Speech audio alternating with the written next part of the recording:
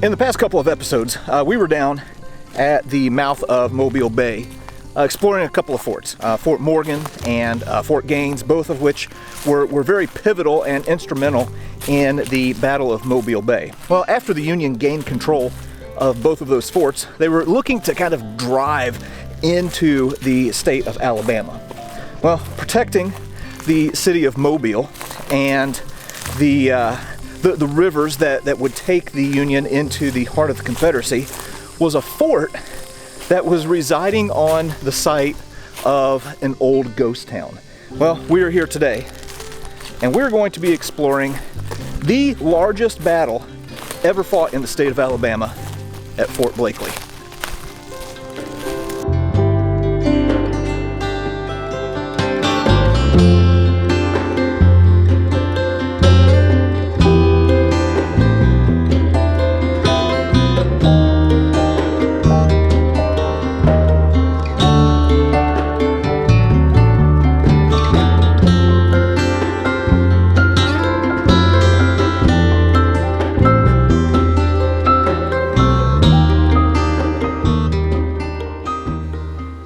Okay, so the town of Blakeley was really one of the first major towns in this area. A man by the name of Josiah Blakeley came from Connecticut in the early 1800s, and he settled into the area, but at that time it was up under Spanish control with Spanish West Florida. And then in 1813, after the War of 1812 was started, the area came up under American control, and he purchased some land, and he started plotting with the hiring of a surveyor a town site. And then he started selling those slots to people to build on and settle in that town. On January the 6th, 1814, the town of Blakeley was permanently established as this town and this city, and named for Josiah Blakeley. Shortly after January the 6th, 1814, Josiah Blakeley died and never was able to see the things that was going on here at the town. But here at Blakeley, there were many things that were taking place here. The town was here because the Tensas River lies right here, and there's a lot of steamboat traffic. Steamboats were being built here, and there was a lot of commerce going on here and being built here. Actually, Baldwin County, Alabama's first courthouse was established here. There was a newspaper called the Blakeley Sun, and a lot of merchant stores that were established here to sell goods and groceries to the inhabitants. So Blakeley quickly began to rise, but it didn't last long. Here at Blakeley, as it was becoming a bigger and bigger town, there was something called the yellow fever epidemic that hit this area, as well as larger cities all across the south portion of the United States. Blakeley fell victim to that. So all the commerce, all the people that lived here couldn't keep up. They kept dying of the disease until finally there was no one in the town left, and they all ended up leaving Blakeley for good in the 1840s. And then by the late 1840s, Blakeley was nothing more than just a ghost town. No one was left here, but the Baldwin County Courthouse remained. So people would come into Blakeley for court. Other than that, they will leave. And then came the American Civil War. We're going to get to the fortifications here in a minute, but I wanted to show this tree here in Blakeley, because this is the old hanging tree.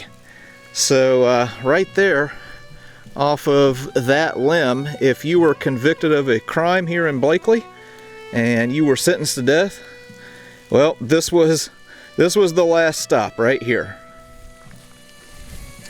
So we have a witness tree right here at Fort Blakeley.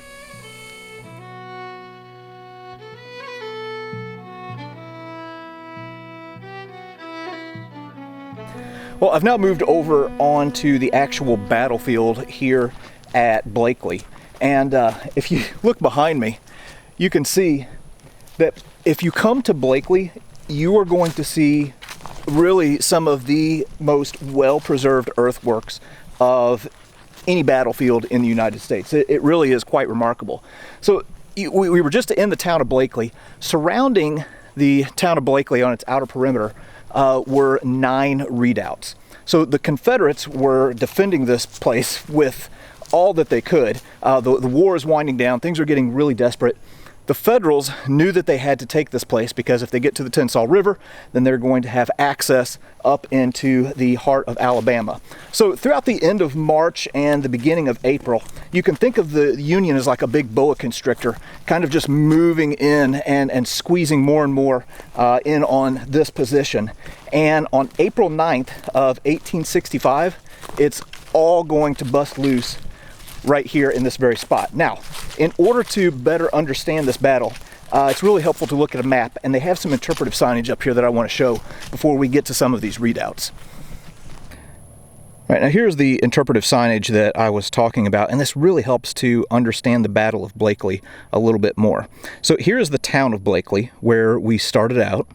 It is right here along the Blakeley River, and forming kind of a T here is the Tensas River. So this is the area that the Confederates are desperately trying to attack and that the Union really wants to get access to because it's going to give them access to the heart of Alabama.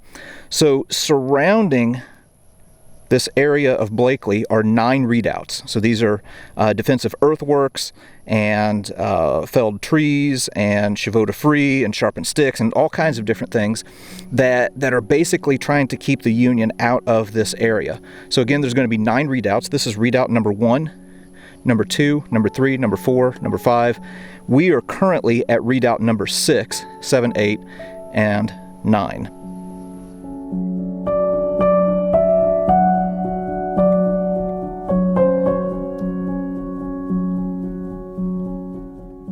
So right now I'm emerging from what the Union positions would have been in front of redoubt number 6, which is right in front of the Union line. Here's something that is crazy about the assault on April 9th. The Union soldiers coming out of this position were charging over open ground through the Blakeley Cemetery. So a lot of those people who died of the yellow fever in Blakeley were buried right here. The Union troops, this is kind of eerie to me, are charging across a graveyard to the Confederate positions, and one of those grave markers is still here. All right, take a look at this. This is really pretty interesting. This is the grave of Major George Peters. It says Major George Peters of the U.S. Army. He was the second son of General Absalom Peters, so this was a military family of New Hampshire. Departed this life at Fort Gadsden, where he was in command. It looks like he died November 28th of 1819. So this guy most likely, as a major, would have been in the War of 1812. And U.S. soldiers charged right by his grave in that direction towards redoubt number 6. All right, we're going to go over there and take a look now.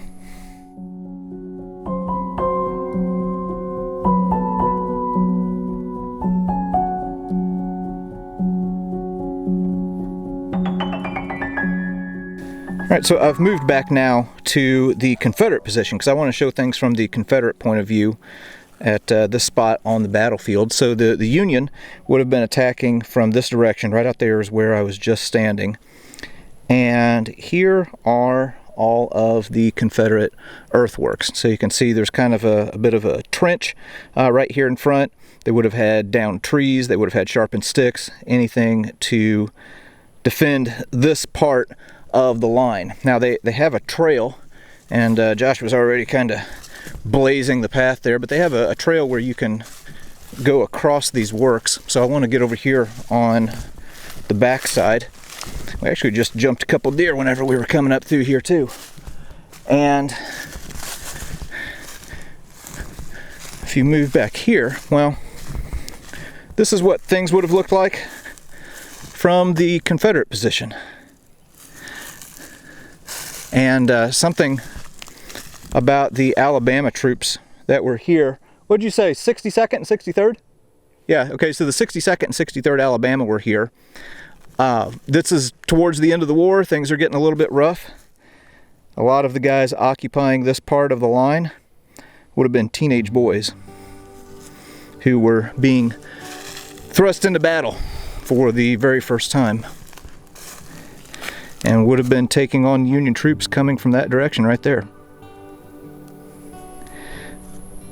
Real quick before we move on to the next spot, this is another piece of interpretive signage here at Redoubt number 6, showing all of the medals of honor that were awarded in the Battle of Fort Blakeley.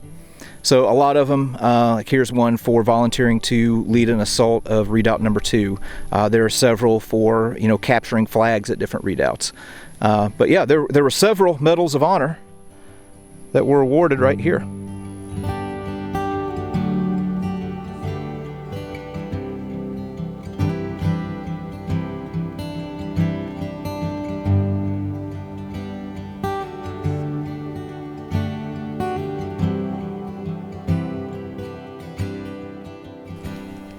All right, well, we just left Redoubt number 6, and we've moved to a different position along the line. This is Redoubt number 2, and as you can see, it's a little bit more grown up here. Now, in 1865, this area through here would have been manned by troops from Mississippi. Right now, it's being protected by hordes of angry mosquitoes. But if we move up through here a little bit, well, you can kind of see right through here where this area has been built up. So Union troops would have been attacking from this direction here behind me, and Confederate troops would have been right here in this spot. All right, I've just moved to a different position here at Redoubt number 2 that's a little bit more open. And as you can see, this is a little bit more of a developed area. We're right next to some houses. I can hear somebody weed eating. But this is where an artillery emplacement would have been for the Confederates at Redoubt number 2. And if you look behind us, well, there is the Blakeley River. Something that is very interesting about Redoubt number 2 is the Union troops who were attacking this position were from the USCT, which stands for United States Colored Troops, and they were from Missouri and Louisiana. So former slaves who had been in Missouri and Louisiana joined up with the Union Army, made it all the way down here to Alabama, and were attacking these positions.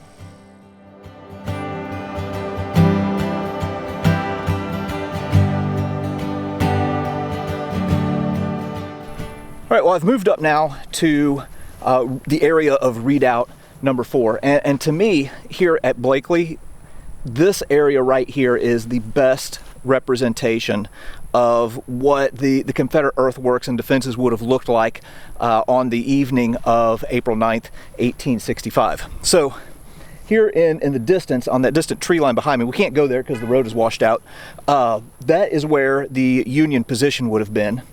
And on April 9th, the Confederate earthworks right here are the position that they would have been launching their offensive against. So again, there is our Confederate earthworks, and I want to show you just the obstacles that the Union is going to have to overcome in order to take that position. Now, in the months preceding the battle, the Confederates had enslaved labor clear out about 800 yards in front of their position here at Redoubt number 4. And then they would have had these tangled messes of felled trees with the tops pointing outwards, positioned all the way around. So here, let me just stand right here. Imagine trying to run through that. Well, if the Union soldiers are able to make it through those felled trees, or when they are, well, then you get into this open area. This open area would have had landmines. You don't typically think of landmines being something that were used during the Civil War, but they were. Also, you might notice these like pieces of logs and stumps just lying around out there. Well, they had that here during the battle, and they were stringing telegraph wire in between all of those logs to try and trip up the Union soldiers. And as they advanced across here, you can imagine at this point they're in range of Confederate rifles. But before they can continue on, they have to get past these sharpened sticks. So whenever you get slowed up right here, I'm probably 75 yards away from the works right now. If you have to stop right here, that has the potential to get deadly.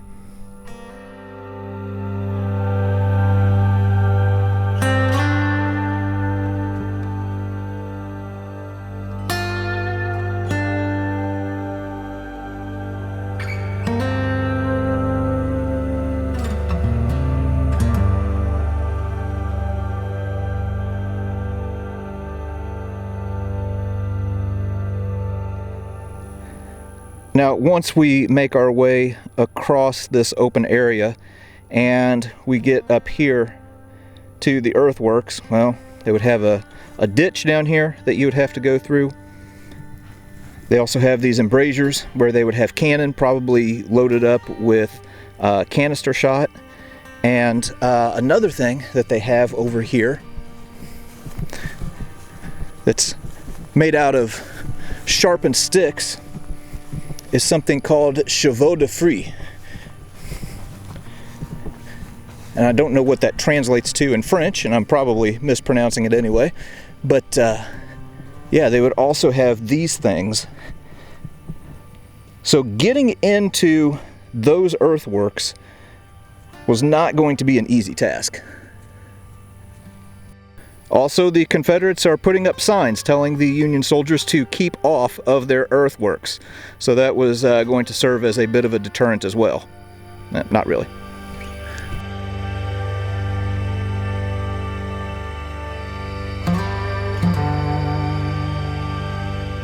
Okay, now I've made my way around to the inside of the redoubt here, because whenever I'm going to these Civil War places, I always like to look at things from the Union point of view and also the Confederate point of view.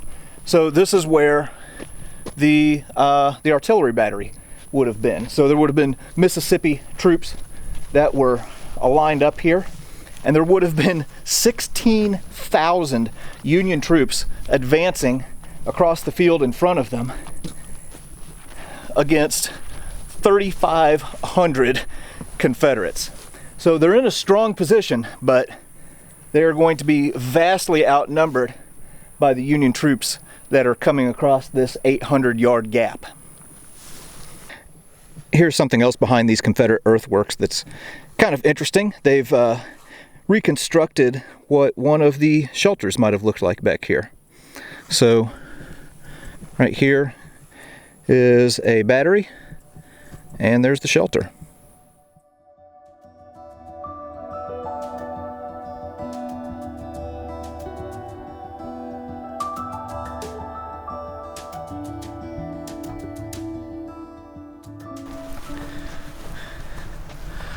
Well, the end result of the Battle of Fort Blakeley is, as you might expect, ended with a Union win. In spite of all of the obstacles and the withering fire that the Union troops were facing, they ended up just pouring over these works and overpowering the Confederates. Now, they ended up suffering about twice as many killed as what the Confederates did, but it did end in a Union win. Ultimately, I'm saying that the winners of the Battle of Fort Blakeley here in South Alabama were the mosquitoes. I think the mosquitoes defeated everybody.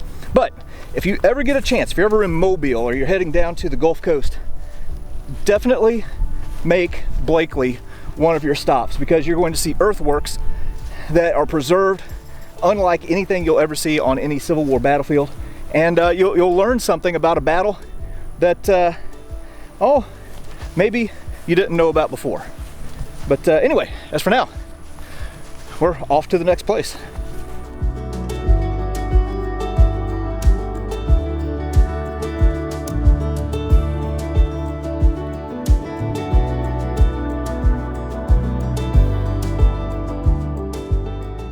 The largest battle ever fought in the state of Alabama at Fort Blakeley.